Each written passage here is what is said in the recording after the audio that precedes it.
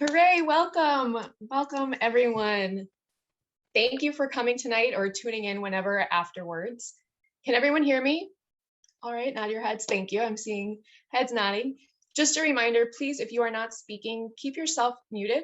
We are recording this event and we will be sharing all the resources with the attendees and on our websites following. So we invite you to be fully present as we begin. My name is Rachel Dawn Davis, and I am the Public Policy and Justice Organizer for Waterspirit and have been since summer of 2020. We are thrilled to co-host this event with New Jersey League of Women Voters and New Jersey Institute for Social Justice. I'll provide some background before we go over tonight's agenda. Waterspirit is a center of ecology and spirituality that informs, inspires, and enables all people to deepen their consciousness of the sacredness and interdependence of all creation, with a focus on water as critical in sustaining all life. Waterspirit presents a variety of programs, including weekly meditation sessions and seasonal equinox and solstice celebrations, and also advocates in partnership with others for clean, safe water for all and a just transition to renewable energy sources. Waterspirit is also a ministry of the Sisters of St. Joseph of Peace. Our offices are headquartered on occupied Lenni Lenape land, known as Rumson, New Jersey. Let's take a minute to acknowledge the Indigenous land we are occupying, wherever you are. And if you don't know where that is, I'm dropping a link in the chat so you can find that. Contemplative practices help sustain advocacy over time across generations. I'd like to acknowledge the ancestors who worked to advance voting rights and equality before us on this ground upon which we stand or sit. I'd like to acknowledge those from which I learned when you care for community, community cares for you. Next slide. Waterspirit's mission critical is to hear the cry of the earth and the cry of the poor. Water is life. We, humans, are water. Imagine a day without water. We cannot. Democracy, like water, is fluid. Ensuring our votes count with respect to water quality and affordability and access is therefore vital. We must partake in the systems that help us have control over how our community is cared for now and into the future. So you can go back one, back one, back one. My background is as a successful coalition builder. Thank you very much. Legislative advocate, strategist, and community architect across sectors. I was raised second generation in Teaneck, New Jersey, product of the once desegregated, now resegregated public school system, like much of the Northeast. When I felt injustice, I helped enhance veterans' representation and voice in forums leading up to the 2006 midterm elections and beyond. So I am glad you will be hearing from a veteran tonight. When we become involved, we make a difference. I continue to volunteer for veterans today in my community. Waterspirit operates in community, fusing coalitions with great organizational leaders to help advance solutions that benefit all generations. This event sprung from our involvement with the Fair Districts New Jersey Coalition, and I am so grateful to be joined by our co-host organizations, League of Women Voters, New Jersey, and New Jersey Institute for Social Justice.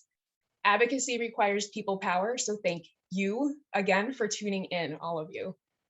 Given the opportunity in New Jersey to advance representation through voting, it is a moral imperative for us all to work together to do just that.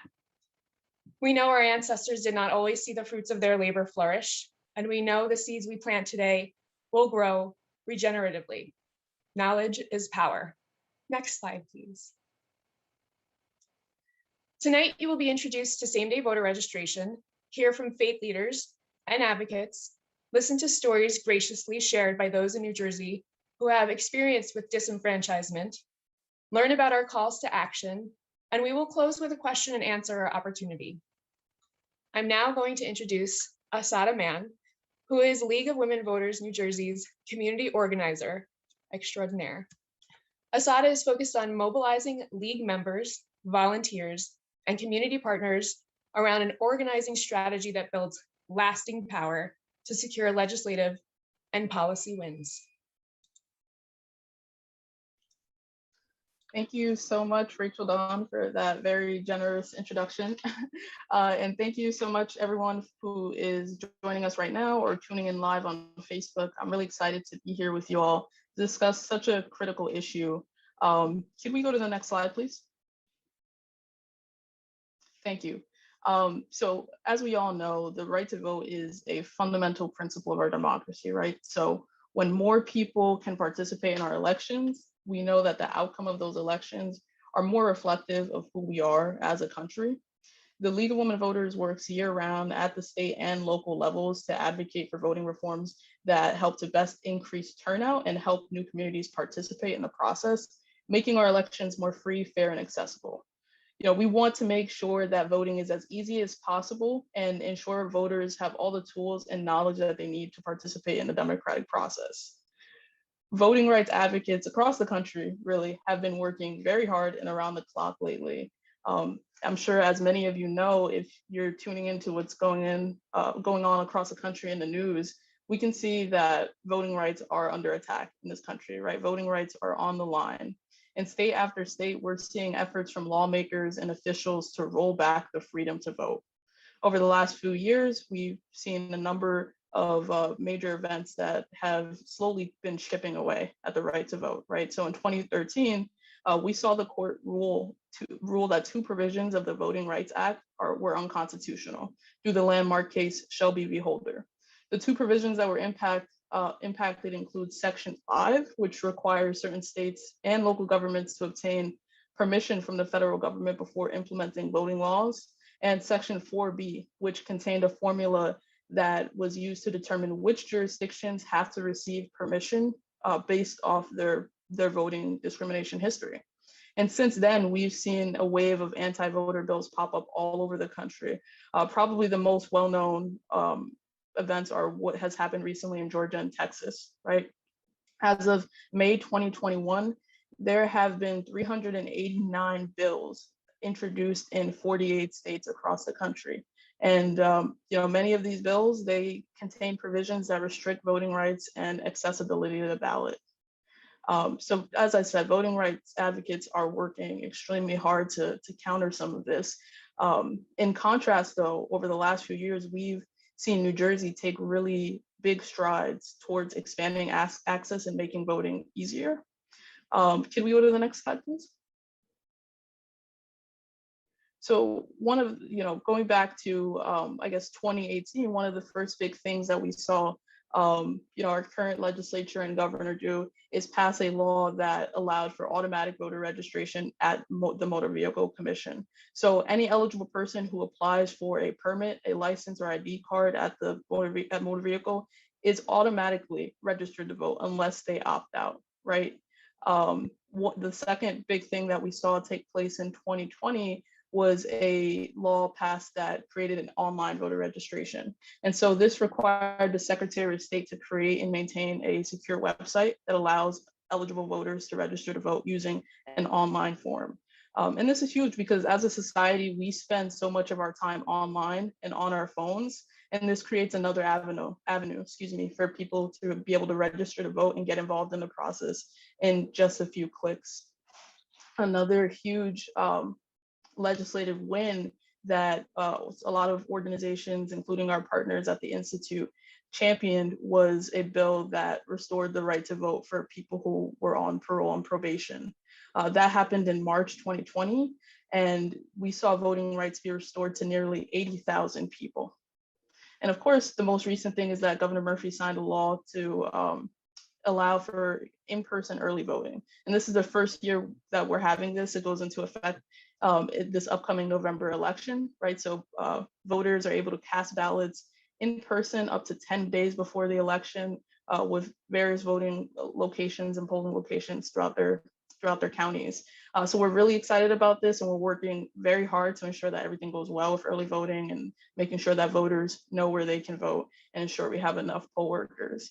And of course, as you can see, the next big thing on our checklist is same-day voter registration, because there still are people who are being left out, who are falling into the registration gaps that we have in our system for any number of reasons. Could we go to the next slide, please? So who are the folks that are being left out? In general, people of color are registered at lower rates, or are registered to vote at lower rates than white voters and white people. And one of the reasons for this is people of color do tend to move at higher rates and often have outdated voter information on file with election officials. We see the same thing for young people, right? Young people are purged from voter registration rolls at higher rates than people over 30. And you can think about college students, folks who are just turning 18.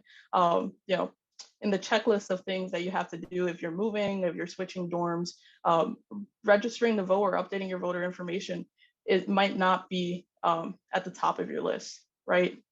But we still certainly believe that folks should have the ability to register to vote and participate in elections, even though they have other things going on, even though they might be moving. We've seen, especially in light of the COVID-19 pandemic, an increase in housing insecurity across the state, right? So folks are moving a lot. At the same time, we see a housing boom, right? We're seeing folks buy homes at increased rates. And across the board, registering to vote, updating folks' voter registration information might not be at the top of their list, despite the fact that there's an important critical election taking place this November, right? Another population that often can fall through the cracks are folks who are formerly incarcerated. Like I mentioned just a few moments ago, people on parole and probation had their right to vote restored in March of 2020. This happened to also coincide with COVID-19 hitting New Jersey and an increased need for social distancing. So notice and registration efforts to folks who were newly enfranchised happened to be stalled for months, right? We saw in-person voter registration efforts for returning citizens halted again because we've seen spikes in COVID cases. Ahead of the November general election in 2020, there actually were about 400 individuals who were released from incarceration. And they were released before election day, but after the voter registration deadline, which happened to be 3 weeks, 21 days before the election. So although on paper, folks had their right to vote restored, they were not able to register, and therefore they weren't able to cast a ballot in what was arguably one of the most critical elections in our lifetime. And there are so many other people, and we'll hear some one of their stories today who there are different populations and people who are left out of the process, who miss the voter registration deadline all the time, no fault of their own, because we have an arbitrary registration deadline right now. Can we go to the next slide? So given all of that, we think that same-day voter registration is the crucial next step to help modernize our election infrastructure and ensure that voting is more accessible in New Jersey. And that's why the League, the Institute, and all of our partners are very proud to be championing Bill A4548S2824, which has been introduced in the legislature in August 2020. This bill would allow any eligible New Jersey resident to register to vote and cast a ballot at their polling location on election day. The other thing that it would do is that it would reduce the current standard voter registration deadline down from 21 days to just 8 days before the election. And I've included some information here about the committee that it's currently in. It's pending in state and local government committees and the sponsors that we have. We know that this is the next step, and New Jersey can position itself as a national leader on voting rights with this move. Although we've been able to see all these great reforms over the last few years, we're still behind 20 other states on same-day voter registration. And now more than ever, we know that it is so important to make it clear that we're not afraid to let people to vote. And in fact, we want to make it easier to do so. And same-day voter registration is the way to do that. Can we go to the next slide? So as I mentioned, 20 states and DC actually already have some form of same-day voter registration. And in those states, it is popular and widely used. In the 2016 presidential election, actually, we have numbers that say that about 1.3 million voters use same-day voter registration to vote. And so this isn't, something new or something that we have to necessarily recreate the wheel on. Although we've seen some states pass measures to introduce same-day voter registration more recently, there are states who have been doing this for a long time. States like Maine, who did this back in 1973, right? And from these other states, we can see and we know that same day is secure, it's safe. Every applicant is required to provide an identifying document and proof of residency at the time of application. And it's just as secure as traditional voter registration. Another huge highlight that we're seeing in other states is that same day voter registration helps to increase voter turnout. So across the board, we see about a 5% average increase. For young voters, people 18 to 24, we see about a 10 percentage point increase. And for Black and Latino voters, we see anywhere from a 1 to 17.5 percentage point increase. And these numbers, these are huge. That adds up to hundreds, if not thousands of voters. And one of the reasons that we see the highest increases amongst these populations specifically is because they're precisely the groups who are falling into the gaps that we have right now in our registration system and are missing out on casting ballots. With all that said, we hope that you will support this legislation and help us get it over the finish line. My colleague Erin will be sharing some ways that you can take action and support this legislation. So with that, I'll pass it back over to Rachel. Thank you. Rachel Dawn. Thank you so much, Asada. And yes, we will be hearing more about that in the call to action segment of our event. But right now we're going to start off the storytelling part of our event. And I'd like to now introduce Reverend Diane Hawkins, who is NAACP New Jersey State Religious Affairs Chairperson, and a little bit about Diane. Diane is a native of New Jersey and has resided in Central Jersey since the late 60s. She serves as the first vice president of the New Brunswick area branch that serves 14 municipalities within Middlesex and Somerset counties. She is the housing chair through which she meets with Housing and Urban Development, the New Jersey Division on Civil Rights, and other stakeholders. Diane refers to God as the most high sovereign God of the universe, because she believes that God far surpasses the cultural, traditional, theological, and doctrinal constraints that have been imposed upon us. Diane is the mother of 2 daughters, 5 grandsons, 2 granddaughters, and 5 great-grandsons, a set of twins among them. Thank you so much for being here. Feel free to unmute yourself.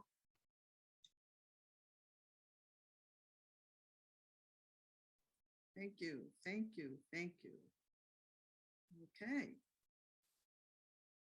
Again, good evening. And I'd first like to thank Aaron Green and the New Jersey Institute for Social Justice for the invitation to participate this evening. I also would like to thank the League of Women Voters. I thank you very much. It is indeed an honor and a privilege to come before you this evening because much is on my heart and my mind. And I was really happy, Aaron, when you invited me. As you know, America is at a crossroads. We will either achieve the promise of a shared future and democracy for all Americans, or we will suffer a traumatic and perilous backlash from the very proactive and aggressive agenda of the forces of evil. And I use that word evil because it's a word that we seem to shy away from. But there's good and evil. And the forces of evil are at play, and they have been at play since the beginning of time. Here in America, the white supremacist groups, the bold and blatant right wing of our Congress, and the insurrectionists of January 6th. America has never realized the democracy that's alluded to in its preambles. And the evil forces that are at work will stop at nothing to ensure that we never do. Even as I speak, they work diligently and with haste in their attempt to transform America into an autocracy, or an America that's reflective of the 50s. America's congressional leaders on the right have with haste and ease successfully implemented voter suppression laws in 48 states that are designed to undermine and restrict our ability and our right to vote. So now is the time for religious leaders, I think interfaith leaders, to come together to unite in solidarity as never before to defeat the forces of hatred and the enemies of democracy and justice. Now, while they may disagree philosophically and theologically on some things. Most often, they are aligned on civil rights and social justice issues. And I dare say that they have both the power and influence to impact the minds and hearts of the people and communities, not only here in New Jersey, but nationwide. It's important that they begin to stand up, come out of walls, and begin to use tactics and strategies that will engage and motivate our people, our communities to better understand that now is the time to understand their responsibility and respect for the right to exercise their fundamental right to vote and the enormous power that that right wields in doing so. I dare say that there are astronomical benefits to self, to family, to our communities, and the catastrophic and enormous consequences that can result to all of our communities if we fail to exercise that right. So yes, the religious affairs and the interfaith leadership community has a responsibility. They have a responsibility to stand up and take the lead, to be the voice, to lead the people, to educate, to motivate, to inform them, to inspire them, to help to empower and engage them to take that right and lead them to the polls to vote. The NAACP, when I think of the NAACP, was started 112 years ago. Yeah, 2009. And February, by just a small group of individuals. They were white, Jewish, and Black. Very small group who were fed up and tired of the racism and injustice that was being meted out against African Americans. And so they band together with unity and in solidarity. And they began the NAACP, which is the oldest, the boldest, the strongest, the fiercest civil rights organization here in America. We have been advocating, litigating, and legislating for voting rights for years. And it was that movement, the advocating and litigating and legislating consistently that brought about the voting rights of 1965. So I say that when I look at the leadership of our interfaith community, I think always of unity and solidarity, understanding the power, the unlimited power that they have to bring about the change if they just step to the plate, accept the responsibility in their roles, and begin to do things differently. So the religious affairs, what we have done throughout this year, we've been inviting many of our interfaith leaders from the Christian, the Jewish, the Islamic community, the Sikh community. We've been inviting them to attend forums, to participate just as we're doing today in panels, discussions, talking about the various issues and how we can come together as a collective and unite in a way that we've never done before. Okay, overlooking our differences, focusing on our commonalities and the issues that affect each of our communities and our people, coming together. And we've been talking. In fact, there's a discussion coming up this Thursday, the 28th at 6:30. It'll be on Facebook. And there will be Christian leaders, rabbis, Muslims leaders, talking and discussing how we as a collective can begin to work on tactics and strategies and plans that will help mobilize our people through education to become more engaged in voting, not only this year, but in voting in every single election, understanding the power of that vote, the power that our vote wields, We have the power to bring about the changes that we want to see. We have the power as a collective to dismantle systemic racism, injustice, and to usher in a democracy that we all would love to realize one day and leave for our children and future generations to come. I became engaged in civil rights. Oh my gosh.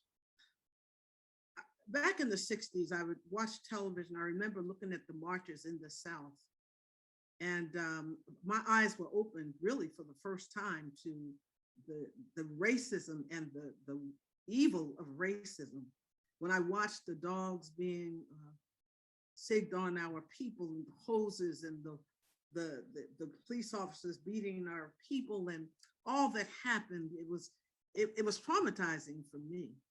And I was sitting there watching, and I was angry. I was very angry. I was so angry, I didn't know what to do. And I was listening at the same time to Malcolm X, who was speaking one message, and Martin Luther King was speaking another. Well, at that time, I was with Malcolm X because I could not comprehend the level of evil and the attack upon people who were only protesting against injustice and racism. And I became very angry. And then, you know, I was involved in church, always in church my entire life. But I was tired of church simply because the churches in the North were not involved in any way in the struggle. We just had church. But when my parents turned on television, I could see what was happening in the South. And I knew something was terribly wrong in the North, not realizing that racism, it was only New Jersey was up South, because you know New Jersey is one of the most racist states in the nation. But at that time, I had not felt racism or experienced it or acknowledged it. Actually, I hadn't experienced it or was aware of it. But when I watched television, I tell you, I knew then that I had to do something. And so I left the church and I embraced Islam. I studied with them for 7 years. I learned an awful lot during those years. It changed me. Then I knew it was time to leave and return to the church. But when I returned to the church, I was different. My thinking was different. My mind was open. And no longer I wasn't constrained by the European theology, no longer constrained, because I knew something was wrong with all of that and how it had been handed down to my people. And so I began studying, really studying other faiths. And while I was in church, I joined the church, but I began to just study other people, other faiths, to get a better understanding of humanity and how we are and how other people think. And what I arrived at is, to sum it all up, we have commonalities. We all want justice and equality. We all want a better society for all of our people. We really do. We might differ theologically and philosophically, but by and large, our humanity dictates justice for all. And so I joined the NAACP 40 years ago. And I became involved, but my thinking is very different. I am free, I am liberated. Allow no man to control your mind or your thinking or limit how I think or dictate. That's freedom, that's true liberation.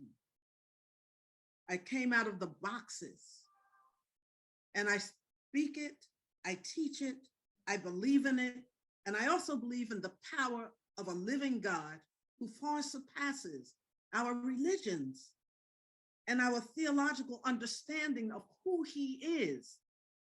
believing that no religion can limit God to their faith, because the God that I know is sovereign over all. And so it is in that vein, that is my faith, and it is the faith that guides me in my civic endeavors and in all that I do.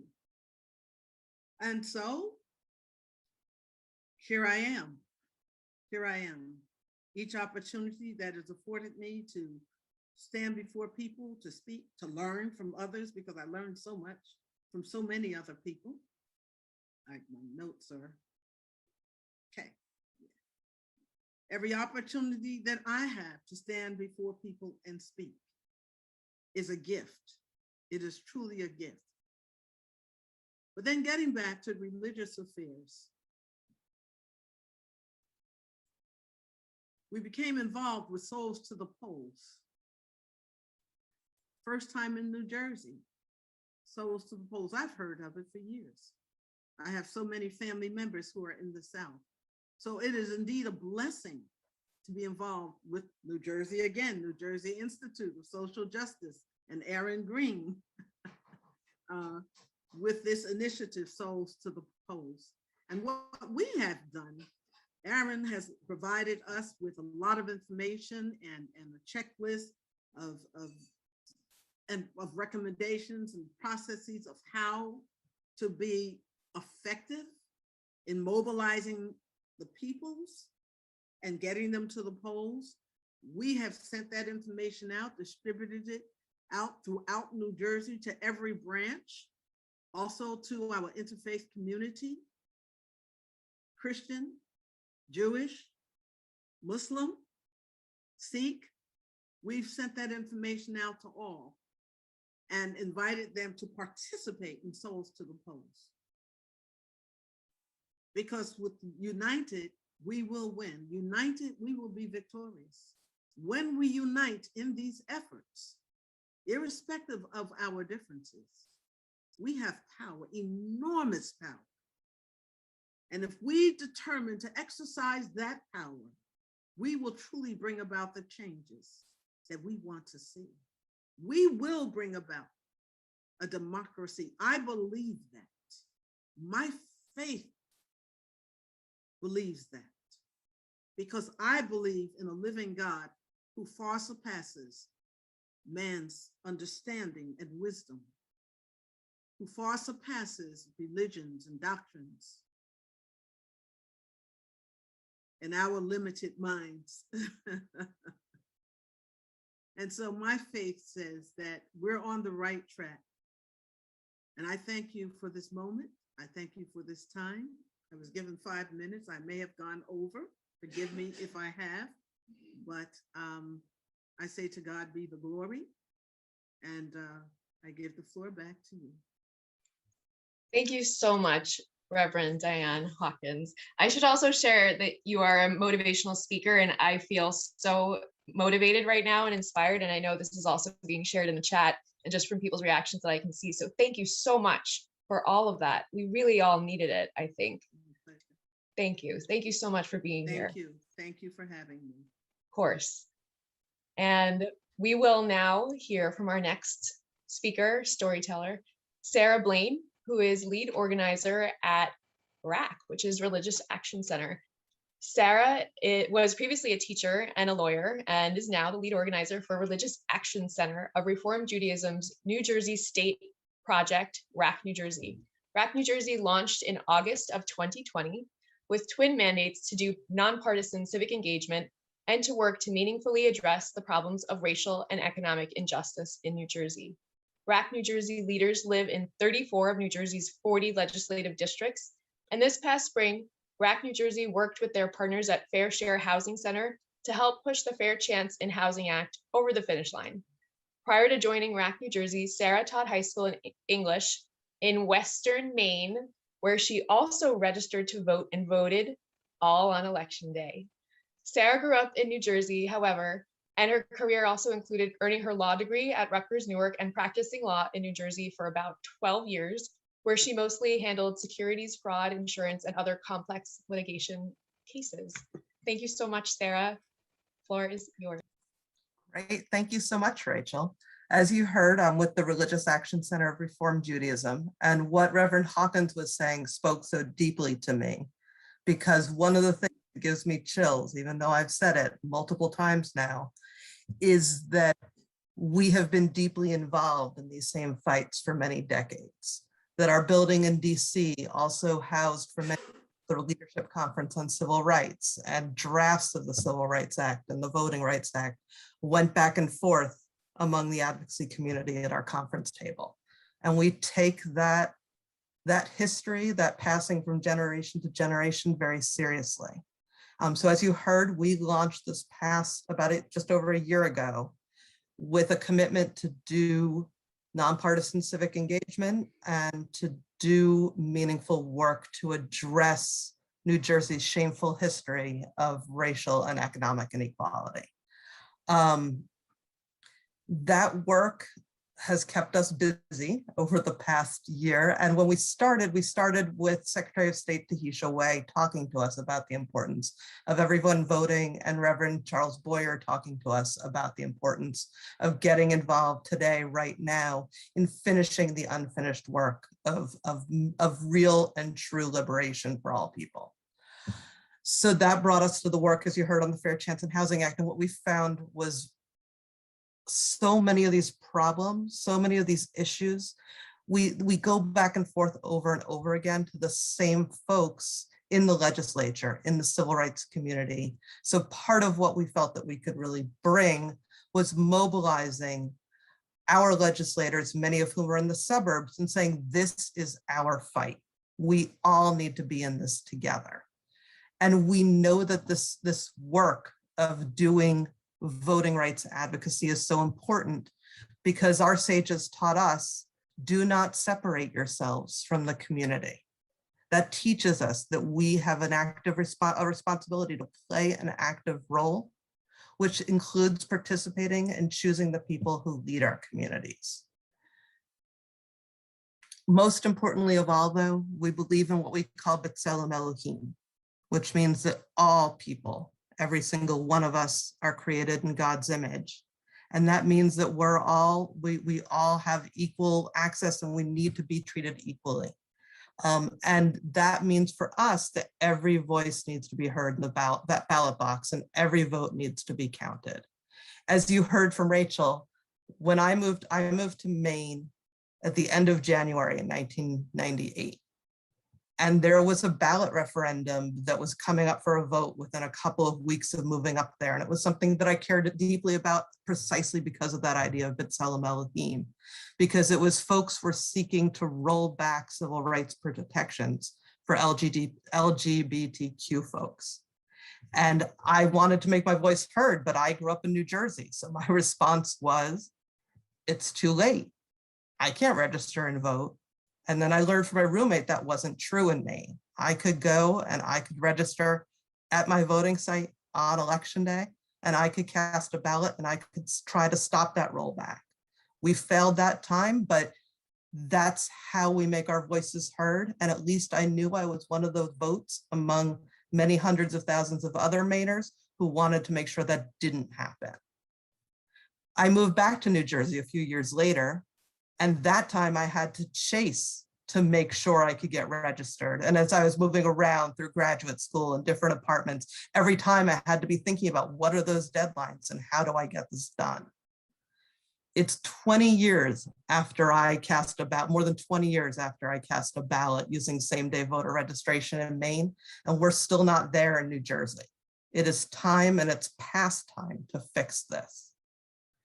I'm older now. I've been fortunate. I've lived in the same home for the last 14 years, but I remember what it was to be a young person and to constantly have to keep track of deadlines and making sure that I had the opportunity to exercise the franchise.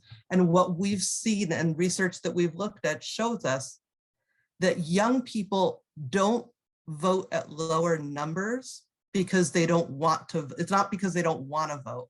What we find is that when you control for registration status, they vote at roughly the same rates as the rest of the population. And so that is a key part of this work. We need to fix this for our young people, For all of our communities, for everybody who moves around, the time has come and past come to make sure we get this done. And I am proud and excited to be in this fight with each one of you. Thank you. Thank you so much, Sarah. Thank you. We are hearing everything that you are saying and getting even more uplifted and more eager to take action, but we're almost there, but not quite yet. We're very fortunate actually tonight to be able to hear from someone who has experienced disenfranchisement in New Jersey, Charles Giraldo. Charles is an Army veteran who did a tour in Iraq during Operation Iraqi Freedom. Charles is currently an undergraduate senior student at Rutgers University, Newark, majoring in social work and currently interning at the National Association of Social Workers for the New Jersey chapter. So thank you so much for being here, and we are really grateful to have you and look forward to hearing what you have to share tonight. Thank you. Thank you, Rachel. It's going to be very hard to follow such an empowering speech from Reverend Diane Hawkins and Sarah Blaine. Thank you so much for sharing. So as Rachel had mentioned, yes, my name is Charles Giraldo. I'm a resident of Monmouth County. I am an Army veteran and also a student at Rutgers University, Newark campus, and I am pursuing a degree in social work because I look to empower other people, help them. You know, I'm here to talk about my experience with New Jersey's voter registration deadline and how it affects other veterans, active military service members, as well as students, just like me. I just recently moved to Monmouth County from Passaic County. Upon moving, I went into the Motor Vehicle Commission office near me to update my license and registration documents. I checked off the box on the form provided to update my voter registration information as well. Several weeks went by and I had not received my updated voter's ID card. At that point, I went into the New Jersey's Division of Elections voters web portal and noticed that I was still not properly registered to vote in my area. I proceeded to update my address and I received the voter's ID card a week later showing my new address, and now I can vote in my area. Now, suppose I would not have followed up on the whereabouts of my updated voter's registration. I mean, I have been able to vote in the upcoming election. Being a veteran, I'm constantly communicating with other veterans while in the veterans hospital clinics, with others at veteran organizations such as the American Legion, Disabled American Veterans, Veterans of Foreign Wars, just to name a few. And I have come to learn that some veterans are not properly registered to vote in the area for such reasons that they have recently left the military or had moved from other locations. The same occurs to active military service members that constantly move around duty stations. They are busy with work and moving around, and they have limited time. In similarities, college students, when they move to campus, as new students on campus, they have many priorities they are juggling at once. With all populations I indicated, they relate that although the election is important, they did not start to think about their voting plan until about a week before. They registered to vote at their new residence, military base or campus address, but it was after the registration deadline. they had gone to the polls on election day, expecting to cast a ballot and participate in the once-in-a-lifetime election, but unfortunately, they were told that their name could not be found in the poll book. Veterans, military service members, and young people all alike cite not being registered as the #1 reason for not casting a ballot. As a veteran, student, and American, voting is important to me because we are participating in a democratic process as citizens. Citizens vote for leaders to represent them and their ideas, and the leaders support the citizens' interest. Many other veterans and students like myself know voting is important and want their voices heard at the ballot box. However, because the New Jersey voter registration deadline is so far out from election day, they are disenfranchised every year. So New Jersey legislators must take action to make same-day voter registration a reality and make voting more accessible to veterans, active military service members, and student voters like me. I am calling on each of you to contact, call, email, or tweet your legislator and ask them to pass Assembly Bill 84548, also known as the Senate Bill S2824, and let New Jersey voters exercise democracy in a day. Thank you for listening to my story, and I hope you will join our effort to strengthen voting rights in New Jersey. Thank you so much, Charles. Thank you for that. As we can see, we're definitely all very primed to take action. It is a matter of national security that young people and veterans are this key component here, because there is so much focus on the future, and the young people are those who are going to inherit the future, and veterans help protect us all the time. So I really appreciate that juxtaposition. Thank you. And with that, we are going to move into our calls to action with Aaron Green, who is Associate Counsel for New Jersey Institute for Social Justice. I'm going to give you a little bit of his background. He's a native of Orangeburg, South Carolina, and is a recent graduate of the University of South Carolina School of Law. He was president of the Matthew J. Perry chapter of the National Black Law Students Association, national director of the Earn Our Vote movement, and Aaron also interned at the Ella Baker Center for Constitutional Rights. Thank you so much, Aaron. We are ready for you. Take it away. Thank you so much, Rachel, and thank you to the esteemed panelists. And thank you to all the attendees. And I know after hearing such great presentations from Charles, from Sarah, from Reverend Hawkins, from Rachel, and from Asada, you are eager to find out how can you take action. And just following up after Charles' presentation about emailing your legislators, we actually are going to start with, I'll be sharing in the chat a phone to action link where you can actually do all of those action items that we have on this link. We have the emails for everybody that attended, so we will be sending a toolkit to you all that will include all the information I'm sharing. But if you have not filled out this phone to action, I hope that you will follow this link and fill it out right now, and also share it with your networks as well. And it allows you to tweet, it allows you to email, and also allows you to call your legislator to push this legislation.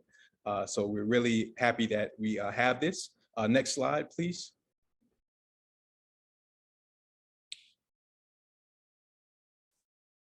And here are some additional actions that we have. Spreading the word on social media. And so within our toolkit, we also have a social media toolkit we're sharing. We have graphics, we have a tweet bank, and we're going to be encouraging everybody that supports this campaign and legislation to utilize Twitter, Facebook, and other platforms to spread awareness about the campaign. Writing a letter to the editor, we also have that included, and a training process to help you write a letter submitting it to a paper, a local paper, to raise awareness about the campaign, to get more people in your community educated on same-day voter registration, but also engaged in this legislation. And also friend banking, right? Friend banking is an opportunity for you to contact your friends, your family, and reach out to them and share information about the campaign, whether that's the phone to action, whether that's the toolkit that we're going to share. It just encourages you not to just, usually when you're doing banking, you're reaching out to strangers, right? You're calling, but in friend banking, we're encouraging you to reach out to people that you speak to on the daily, getting them engaged in New Jersey, those that will benefit from this legislation, as we know everybody would benefit having the opportunity to register on the day of an election.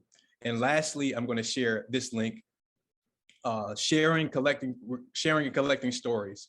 And so we have, for instance, young people, right, in colleges where they're moving dorms, right? There are, due to the COVID-19 pandemic, people have moved due to housing insecurity. And sometimes, right, voter registration is not the first thing on their list. And sometimes they've been cut out through this deadline. And so we want to make sure that we collect these stories, right? And so we're so glad to have Charles, who shared with us his story. And there's so many other stories that we know that are out there in New Jersey. So we want to collect those stories because it helps us with our advocacy. And as I mentioned, I know I shared a number of actions. We'll be following up with everyone that attended. We have your emails, and we'll be sharing these resources for you to get involved. Next slide, please. And now we turn to the questions section, right? If you have any questions for any of the panelists or anything about the campaign, please feel free to ask at this time. Thank you.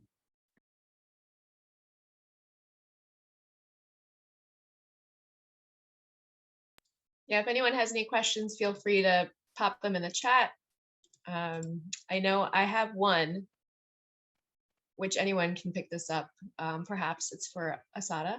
Does same-day voter registration help one party over another? Let's answer that one.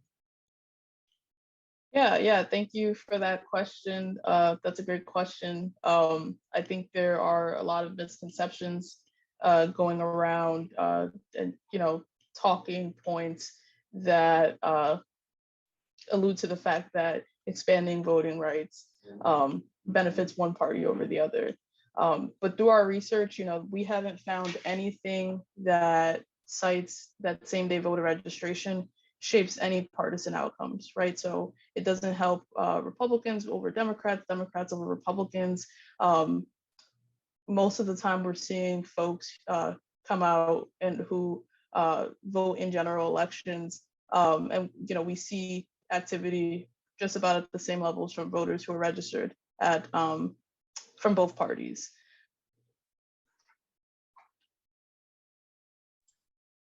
Excellent. I'm seeing another question.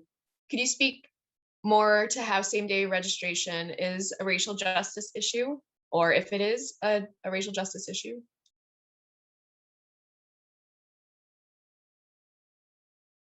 Any one of you can feel free to answer this.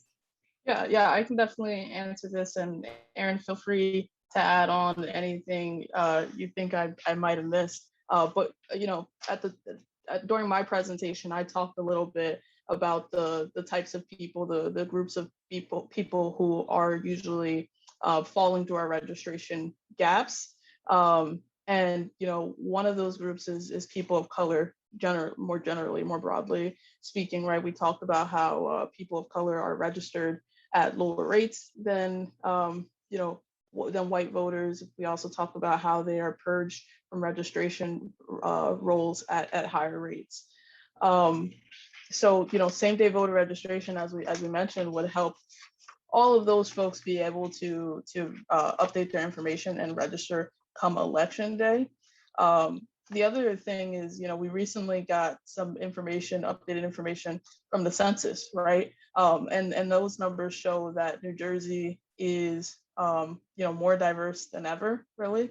Millennials are, I believe, make up, I believe 48% of millennials at this point are people of color, right? So we're talking about almost half, and Gen Zers, we're seeing even more than that, more than a majority of people being people of color. So, we can take that to mean that future voting generations will be, more diverse. They will include more people of color. And we already know that just the way that certain systems are set up, the way that laws are being introduced across the country that roll back voting rights, and usually they're meant to undermine and target those groups specifically. So, voter registration is definitely, same-day voter registration is definitely a racial justice issue in that sense. And the other thing I would say is that, New Jersey has the worst racial disparity rate in incarceration and detention in the nation, right? And we talked about folks who are returning home, who are released from incarceration, being able to register to vote. We're going to see more and more of that population be people who are people of color, people who are Black voters, right? And so same-day voter registration it's certainly a racial justice issue in that sense. Hope that answers your question. Nice, thank you. And some of what you shared earlier being echoed again is always a good thing. So thank you for doing that, Asada. I have a question that may just be kind of two-piece, but asked by two different people, sort of the same question. Where do you anticipate resistance to same-day voter registration? And then within that, specifically, there's a question about whether it increases the risk of voter fraud. Can you shed light on how this is potentially not the case at all, and share what you would say to that? Yes, thank you so much for the question about voter fraud, as this is something that we have heard and we've been able to actually, come up with talking points against it. And I think what would be good for me to do is to kind of walk through the process of what it would look like on election day, and show how actually there are provisions in the legislation that make sure that there is no potential for voter fraud. And so just assuming that same-day voter registration is in place, and that we're going to speak it into existence, a potential voter would go to their polling place, and there would be someone designated by the county to handle same-day voter registration. They would submit or provide an identifying document, right? This could be photo identification, it could be a utility bill, it could be a bank statement. And from there, they would complete an appropriate voter registration form. And then also they would submit an affidavit, right? And so this affidavit states that they're not registered already, right? And also the designee will read to them penalty provisions for voter fraud. And from there, the designee in itself, right? We have the e-poll book systems now where we're able to look at voter registration, and we're so happy to have that to verify if someone is currently registered. And once they are verified as someone who isn't currently registered, they'll be able to, they'll be given a temporary voter registration certificate. And then from there, they'll be able to cast a ballot. And so we believe that this system that's put in place within the legislation will be able to fight against any type of resistance. We'll hear about potential voter fraud. And we have talking points as well that we've been able to create that we can share with you, Matthew. Thank you so much for that question. Excellent. Thank you so much. I really appreciate those questions. I have one more question. Would it be costly to implement this? Just as another getting out on in front of that question. Yeah, so I can answer this. So same-day voter registration does not require any major infrastructure changes or updates. And so it won't cost a lot of money to implement in the same way that reforms such as early voting did, right? To implement early voting, we needed to make sure that the counties had new voting machines, to make sure that they had the e-poll books. We needed to make sure that we had enough, poll workers, right? And that there was funding to pay all of them. Same-day voter registration uses existing election infrastructure in place. So as Aaron was just talking about what that process would look like at the polls on the ground, he mentioned the use of e-poll books. So as more and more counties are using these electronic poll books, they'll be able to verify voters right on the spot. But the other way that this can be implemented is also through the use of provisional ballots, right? And we currently already use provisional ballots at polling locations. So if someone comes and they want to vote and for some reason they're not on the poll book, they fill out a provisional ballot and they're able to cast a vote that way. And there's a time period that their information is verified to make sure that they're actually a registered voter and everything's correct. And so, we would be able to use provisional ballots for the time that it takes for all counties to start to use the e-poll books. But this is already infrastructure that we're going to be using. So we don't anticipate that it will be costly to implement.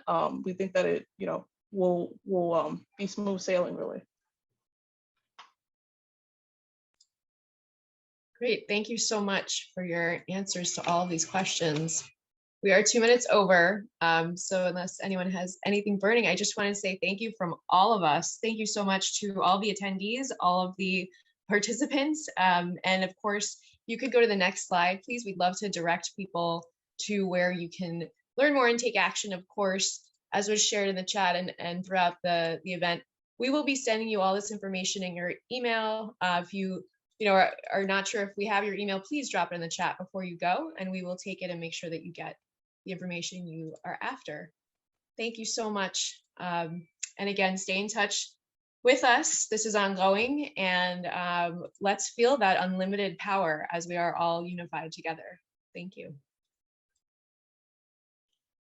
Thank you all, everyone. Have a good night. Have a good night, everyone.